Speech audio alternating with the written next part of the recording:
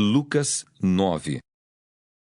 Tendo Jesus convocado os 12, deu-lhes poder e autoridade sobre todos os demônios, e para efetuarem curas.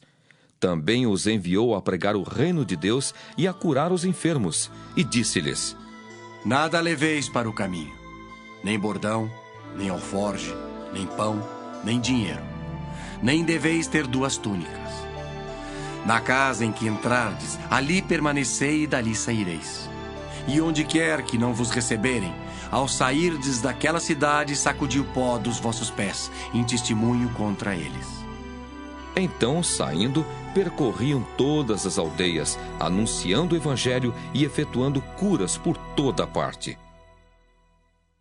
Ora, o tetrarca Herodes soube de tudo o que se passava e ficou perplexo, porque alguns diziam: João ressuscitou dentre os mortos, outros: Elias apareceu, e outros: ressurgiu um dos antigos profetas.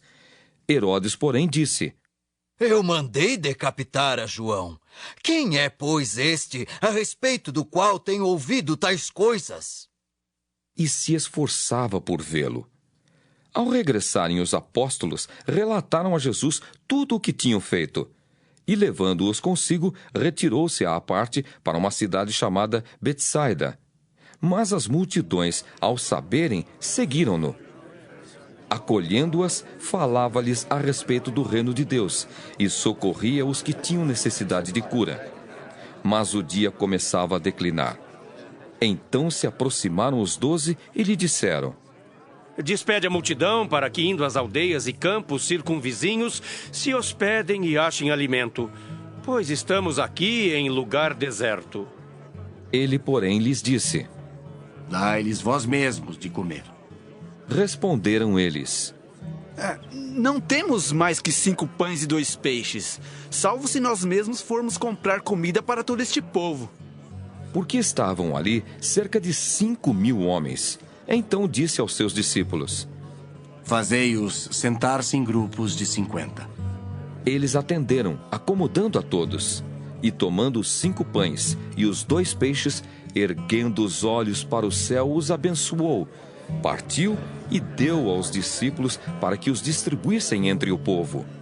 Todos comeram e se fartaram. E dos pedaços que ainda sobejaram, foram recolhidos 12 cestos. Estando ele orando à parte, achavam-se presentes os discípulos, a quem perguntou: Quem dizem as multidões que sou eu? Responderam eles: João Batista, mas outros Elias. E ainda outros dizem que ressurgiu um dos antigos profetas. Mas vós, perguntou ele, quem dizeis que eu sou? Então falou Pedro e disse: És o Cristo de Deus. Ele, porém, advertindo-os, mandou que a ninguém declarassem tal coisa, dizendo: É necessário que o Filho do Homem sofra muitas coisas, seja rejeitado pelos anciãos, pelos principais sacerdotes e pelos escribas. Seja morto, e no 3º dia ressuscite. Dizia a todos: Se alguém quer vir após mim, assim mesmo se negue, dia a dia tome a sua cruz e siga-me. Pois quem quiser salvar a sua vida, perdê-la-á. Quem perder a vida por minha causa, esse a salvará. Que aproveita o homem ganhar o mundo inteiro, se vier a perder-se ou a causar dano a si mesmo? Porque qualquer que de mim e das minhas palavras se envergonhar, dele se envergonhará o Filho do Homem quando vier na sua glória e na do Pai e dos santos anjos. Verdadeiramente vos digo, alguns há dos que aqui se encontram, que de maneira nenhuma passarão pela morte, até que vejam o reino de Deus. Cerca de 8 dias depois de proferidas estas palavras, tomando consigo a Pedro, João e Tiago, subiu ao monte com o propósito de orar. E aconteceu que, enquanto ele orava, a aparência do seu rosto se transfigurou e suas vestes resplandeceram de brancura.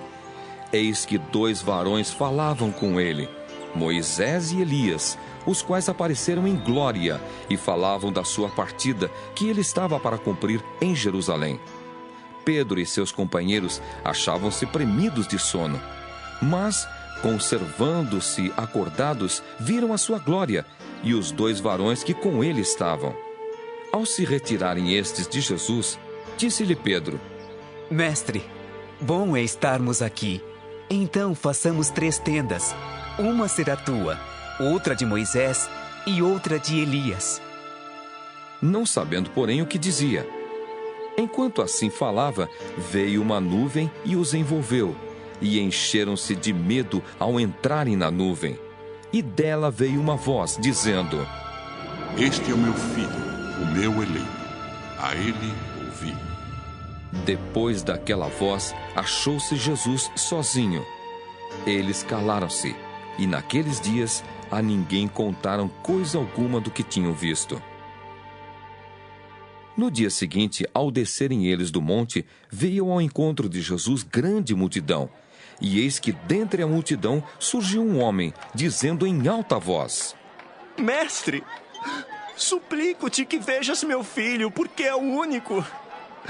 Um espírito se apodera dele e de repente o menino grita e o espírito o atira por terra, convulsiona-o até espumar e dificilmente o deixa depois de o ter quebrantado.